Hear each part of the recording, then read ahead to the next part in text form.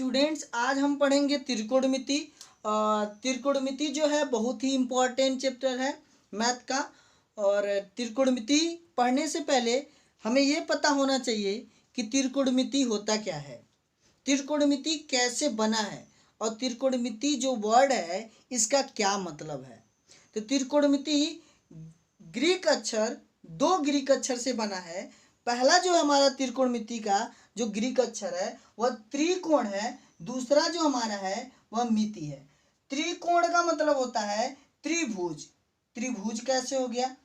मान लीजिए त्रिकोण का मतलब यदि किसी त्रिभुज का एक कोण ए है, दूसरा कोण बी है, तीसरा कोण सी है, तो ये हो जाएगा तीन कोण हो जाएगा। और तीन कोणों से के मिलने से जो बनेगी आकृति होगी, वह तीन कोणों के मिलने से जो बनी हमारी आकृति होगी वह त्रिभुज होगी। और इसी का जो मापन हो जाएगा वो उसी को बोल देंगे हम मिति, यानी कि त्रिभुज प्लस मापन, यानी कि त्रिभुज का मापन जो हो जाएगा वही हमारी त्रिकोणमिति हो जाएगी। अब हम देखेंगे त्रिकोणमिति अनुपात। अब त्रिकोणमिति अनुपात क्या होता है, चलिए इसको भी परिभाषा के अनुसार समझते हैं। त्रिकोणमिति अनुपात किसी समकोण त्रिभुज के,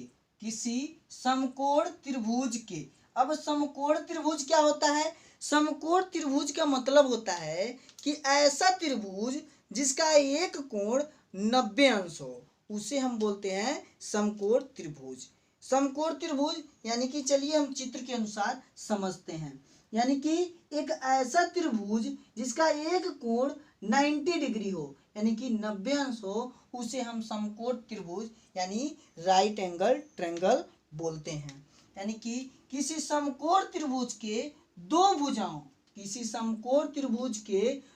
भुजाओं या ए भुजा ले सकते हैं ए बी, या तो बी सी, या तो ए सी में से कोई दो भुजा। यदि ए बी और ए सी को लेते हैं तो ए बी ए सी, किसी समकोण त्रिभुज के दो भुजाओं के अनुपात को किसी समकोण त्रिभुज के दो भुजाओं के अनुपात यदि दो भुजाओं के अनुपात हम ले लेते हैं, यानी कि ए बी बाई ए सी,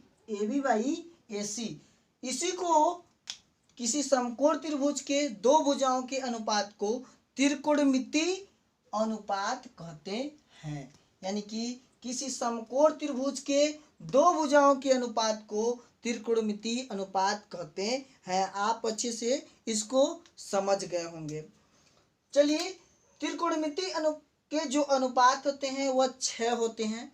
पहला जो होता है sine, cosine, tangent, cotangent, secant and cosecant. इसको शॉर्ट फॉर्म में लिख देते हैं, जो sine, cos, tan, cot, sec and cos. अब हम देखेंगे कोण, आधार और लंब में संबंध। चलिए देखते हैं समकोण त्रिभुज से।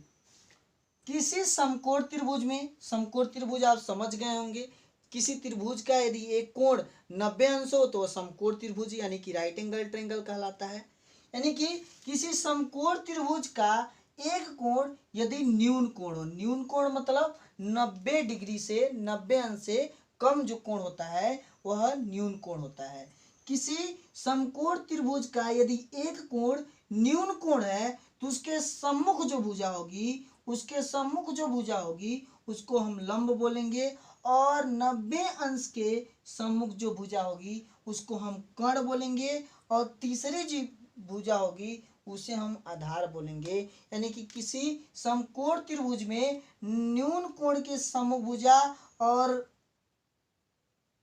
90 अंश के सम्मुख भुजा और तीसरी भुजा को हम आधार कहते हैं।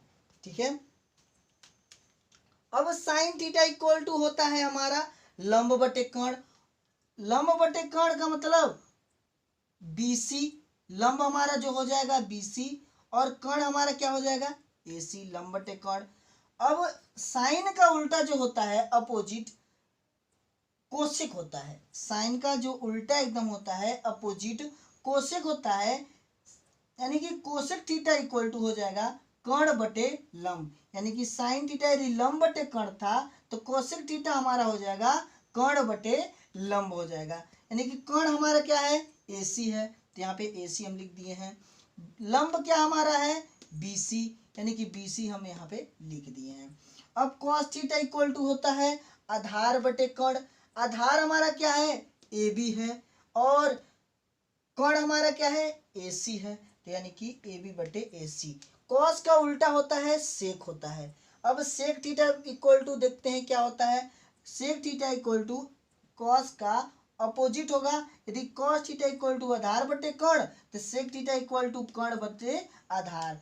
कर्ण हमारा क्या हो जाएगा, AC है हमारा, तो AC हो जाएगा। थोड़ा गलती हो गई है, AC हो जाएगा।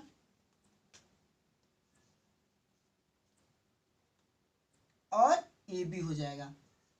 अब हम तीसरा देखेंगे tan theta. Tan theta equal to होता है लंब बटे आधार, यानी कि BC बटे AB। लंब हमारा जो हो जाएगा BC और आधार जो हो जाएगा हमारा AB। अब टेन का अपोजिट जो होता है, उल्टा जो होता है, कॉट थीटा होता है। अब देख सकते हैं कॉट थीटा, टेन थीटा को देख सकते हैं लंब बटे आधार, और कॉट थीटा को आप देख सकते हैं आधार बटे लंब। आधार हमारा क्या है, AB है, लंब यानी कि BC, यानी कि ये हमारा त्रिकोणमिति अनुपात हो गया। और त्रिकोणमिति के अनुपात के जो बराबर होते हैं वो त्रिकोणमिति किस अनुपात जो होते हैं उसके इक्वल क्या होते हैं ये भी आप जान चुके हैं, और त्रिकोणमिति अनुपात के बारे में